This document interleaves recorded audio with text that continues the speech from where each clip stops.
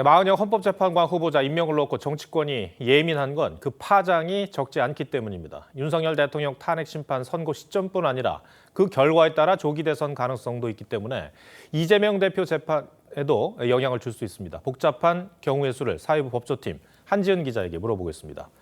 만약에 마 후보자가 임명이 된다면 윤 대통령 탄핵 선고 시점에도 영향을 줄 수 있습니까? 네, 가능성이 있습니다. 헌법재판관들은 지난달 25일 변론 종결 이후 결론 도출을 위한 평의에 돌입한 상태입니다.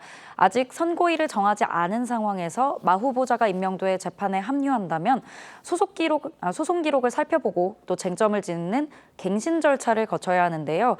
서울중앙지법에서 진행 중인 대장동 민간업자 1심 재판에선 2023년 2월부터 법정에서 증인신문 녹음을 직접 재생하면서 공판갱신에 2달이 걸리기도 했습니다. 네. 최근 대법원이 이 형사재판에서 공판갱신 절차를 간소화했는데 현재도 이 규칙을 적용할 가능성이 있습니까?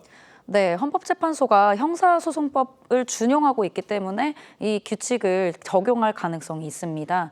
법정에서 영상 증거나 증인신문 녹음을 모두 재생했던 걸 녹취록 열람으로 대체할 수 있다, 이런 조항이 신설됐는데요. 헌재가 개정 규칙을 활용한다면 마 후보자가 합류하더라도 갱신 절차를 일주일 내에 마무리할 수 있다, 이런 관측도 있습니다. 다만 헌재는 그동안 형사소송법을 완화해서 검찰의 피의자 신문조서를 그대로 증거로 채택했습니다. 이 때문에 윤 대통령 측의 거센 반발을 샀는데요. 조서에 기재되어 있는 내용하고 우리가 실제로 여기서 증언을 들은 거하고 너무나 거리가 많이 벌어진 것을.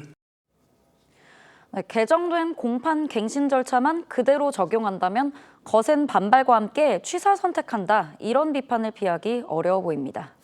그동안 윤 대통령 측은 헌재가 너무 서두른다고 주장을 했는데 이게 만약에 마 후보자가 참여를 한다면 선고가 좀 늦춰지는 그런 효과는 있겠어요. 네, 그럴 가능성이 있습니다. 여권 내에서는 오는 26일 이재명 대표의 선거법 위반 항소심 결과가 나온 뒤에 탄핵 심판 결과가 나오길 기대하는 분위기가 있는 건 사실입니다. 윤 대통령 탄핵이 인용될 경우를 대비하는 건데요. 탄핵 결정이 나오면 선고일로부터 60일 이내에 대선을 치러야 합니다.